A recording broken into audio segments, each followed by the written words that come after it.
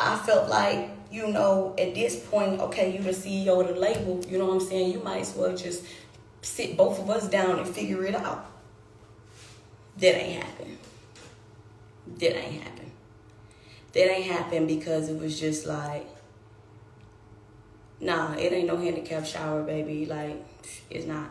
But, you know, I just feel like, you know, as a CEO, you're going to sit everybody down because at this point, if they went too far, you done pulled a gun in front of my motherfucking daughter. You know what I'm saying? Like, behind nothing. You know what I'm saying? Like, you can't even say what I did to you. The only thing you can say is, I took your spot. Like, how the fuck I take your spot on the label? You know what I'm saying? Like, how the fuck I take your spot? So I'm just like, okay, whatever. Like, I ain't even tripping. Like, you feel like I took your spot, we not cool no more, we not cool. But it's lame to try to go get a bitch to go against me or beef with me or try to fight me just because that's your bitch. That shit is weak as fuck. But if you gonna do that, tell your bitch to be on the same type of time that she on with her friends when she by herself. But now you want to kick it as if I'm this big bad bully. Like, who the fuck I go bully? I ain't gonna bully nobody. If anything, bitches thought that they was gonna bully me. You know what I'm saying? So, never spoke on it. Went to the radio, did my interview still. And I could pull up that interview. Did the interview, you know, went live, did the interview, still killed it, whatever. Next thing you know, I'm hearing, oh, I got beat up. I got dragged. I got this, I got that. When? Where? How? So your phone got broke, shorty phone got broke, all that happened, but I'm the one who got beat up. Okay, so I'm just like, all right, I'm not even addressing none of that. So people in the city, like, walking up to me, like, even other rappers walking up to me, like, oh, Kilo, da-da-da-da, and I'm looking at this shit like, okay, that shit's still lame. Like, I'm not addressing none of that shit. But just, you know what I'm saying? To me, it was just weak. And so, as I'm talking to Baby insinuating as if I need to kill a nigga. You know, and then so he ends up DMing my boyfriend the next day on some, oh, we can even do this the easy way or the hard way. Like, your bitch broke both our phones, so you about to have to pay for this, you about to have to pay for that. Pay for what? I got on that motherfucking phone, nigga. Tell the real reason why you don't live in Charlotte, bitch. You don't live in Charlotte because you'll die. You know what I'm saying? So I'm just like, who do you feel like you bucking on? Who paying for them phones? Ain't nobody paying for nothing. Them same rental cars that you be renting out here in Houston, nigga, you just moved out here. Them same rental cars that you be renting out here, my nigga. The same rental cars, I could go to every last rental car place because I'm cool with them and ask them for your location. Stop playing with me if you really want it to be smoked like that. But my thing is, we on the label. Why would I want it to be smoked like that? Even though you did that lame ass shit, I'm not about to have it to be smoked like that. You know what I'm saying? But I had to just take some time. I really just had to take some time, y'all, to myself off of Instagram and get myself together because I didn't want to respond in an emotional state. I didn't want to respond on here going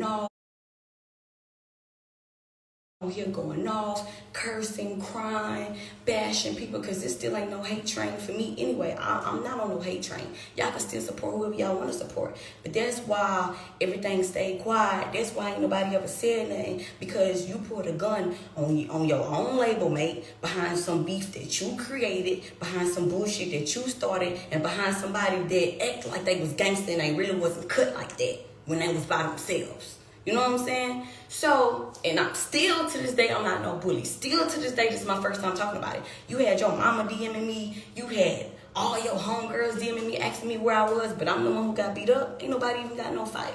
You know what I'm saying? So, that's that. That's why I don't fuck with Stunner.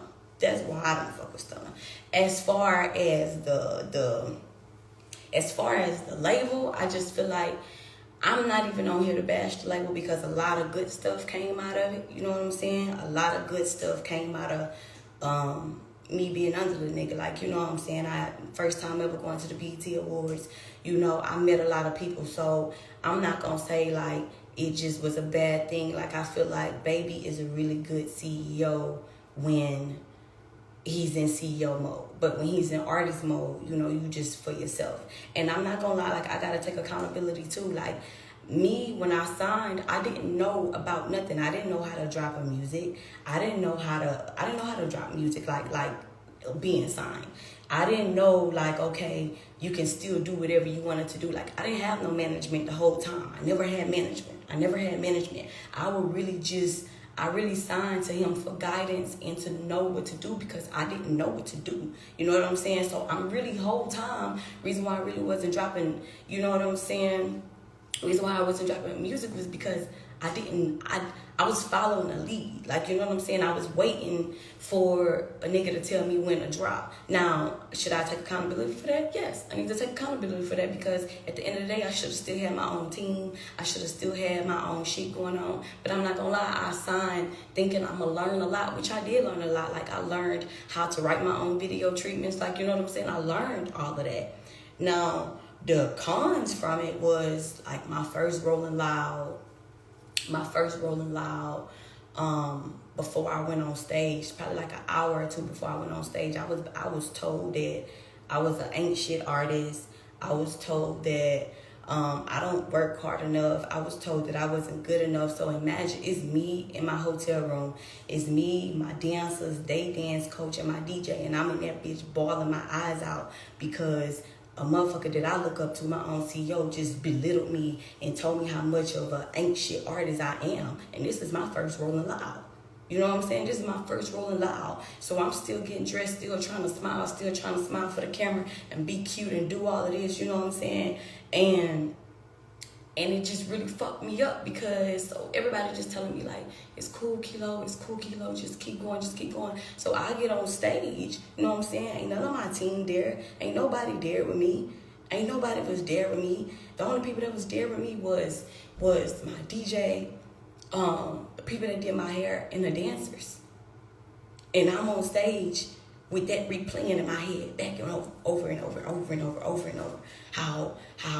how I don't work hard enough, how I'm lazy, how I'm complacent, how I'm not this and how I'm not this. This was my first Rolling Loud. This was supposed to be the time of my life. You know what I'm saying? And so it really hurt my feelings. It really fucked me up. And then so when I performed, nobody was there with me. Nobody was there with me. Nobody was there with me, bro. You know what I'm saying? So later on, you see me get on stage with them, you know what I'm saying? This was the, you know, when they threw the money and stuff like that, but we really wasn't cool. Like, I really was in my feelings because you just belittled me. You just told me how much of an ain't shit ass artist that I was, you know? And I'm lazy and I work my ass off. You know what I'm saying? So I still get on stage. I still go do whatever I need to do. But mind y'all, I really didn't even want to be there because it was like, imagine, like, I used to want to fucking be on Rolling Loud so bad. Like, I used to look up, like, I can't wait to be on Rolling Loud. I can't wait to be on Rolling Loud. For my first Rolling Loud to be like that. You know what I'm saying? Still smile for the cameras. Still did what I had to do. Still, you know what I'm saying? Kept my head up. Still went crazy. My first mixtape. I go on tour with 50 Cent. I have fun with 50 Cent. Even after he did that, when the whole world was bashing him, I still was taking up for him. You know what I'm saying? I'm still taking up for him. I'm still just like, you know what? That's my brother. You know what I'm saying? Like, fuck it. Like, that's my brother. Like, I still got your back. I still got your back. You know what I'm saying? Because I just felt like when I tell somebody I fuck with you, and when I tell somebody you family to me, you really family to me. You know what I'm saying? So I'm like, all right, cool. Like, I ain't tripping.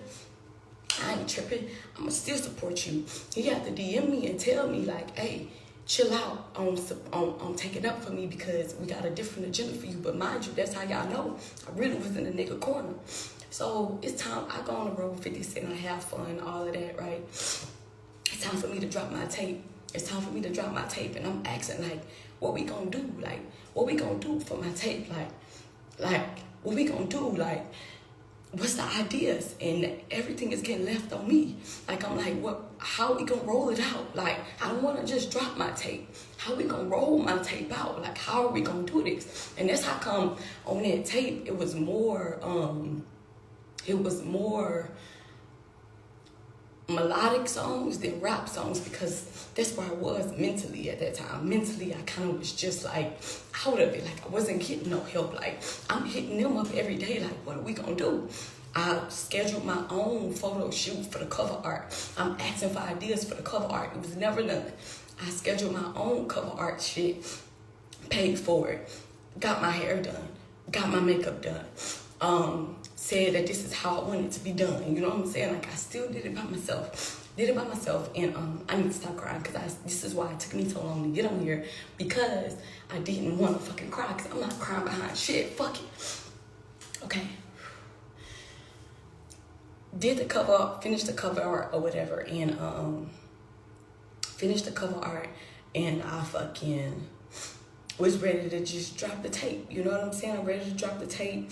It's no back and behind, and I'm over here calling like, okay, how can I get my stuff promoted? Like, how can I get my shit put on Billboard? How can I get my shit, not Billboard, but you know, billboards. Like, so somebody had told me about, I think it's called like Blip or something like that, to where you can pay like for your stuff to be in different cities like simultaneously like that. So I'm even asking him like, hey, you think this is a good deal? Like I wanted to promote my album instead of just, well, my tape, instead of just dropping it. You know what I'm saying? I wanted promotion behind it, because I never had promotion behind nothing that I did. So that ended up not happening, because it was just like, I mean, I don't think that you need to be doing all that. So the tape drops, and at 12 o'clock that night, I'm on live with my fans, and next thing you know, my live go from like 400 people to like 1,500 people.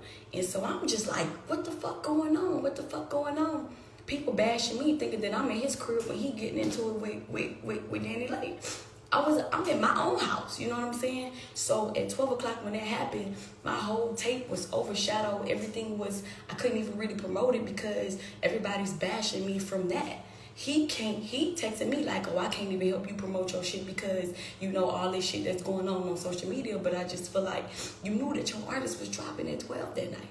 You know what I'm saying? So even though we still tried to push, but we still tried to promote, I got bashed for 2 weeks straight. People came to my page and left hate comments, told me how trash I was, all of that shit, just because they felt like that I was supporting what he did, when I told him that I didn't behind closed doors, but I just feel like, what did y'all want me to do? So I even called him crying one day, like, man, these people are so fucking evil. Like, why are they bashing me? Like, they think this and that. You know what I'm saying? So all of that, whatever, everything just got back cool. I'm just like, okay, whatever. Couldn't really push my tape like that. Like, okay, well, come on, let's shoot some videos. We're supposed to shoot some videos. I'm texting them for 3 months straight, like 3 months straight, like, bruh, 3 months straight. I'm just like, I want to shoot some videos. Never shot no videos. So the last Rolling Loud in December, I was staying at the London, and they was just like, you know, he was just like, well, you know, I'm gonna be out here for a minute, we can shoot your videos. So, you know, he didn't let his assistant and his videographer know, like, you know, she gonna stay, she gonna switch over. Like, I was in my own hotel, but I was switching over to be on his tab, because, you know, I was supposed to be shooting. So at this point, I'm with my label. I wake up the next day, everybody's gone, you know what I'm saying? Well, I get put in the room for one night. The next day, housekeeping come in, and they telling me that the hotel has been checked out of. So I'm just like, what do you mean the hotel has been checked out? Everybody had left me. Everybody had left me at that fucking hotel. So I'm just like, I'm calling everybody like, y'all left me here? So she proceeds to tell me that she was told to leave me there. You know what I'm saying? She was like, did she come with us? She's like, no, okay, well, that ain't our responsibility. And it's just like, so you didn't tell me we was gonna shoot no videos? So they ended up moving me to the hotel that they was at. For 3 days straight, I was texting them like, what day we gonna shoot? Ignored me. Everybody was getting up every morning, getting in the cars to go get food, to go do this, to go do that. They was leaving me in the fucking hotel every day. To where Wednesday rolls around, that hotel was checked out of again. The hotel come and tell me this room has been checked out of, and the party was gone. So at this point, I started crying. I called Cash Page, and I'm just like, can you just come pick me up? Like, can you pick me up and take me to the airport? I booked my own flight home. Like, I'm not a bum. I could book myself home. I just never went home because I thought I was shooting my videos for my tape that we already couldn't promote.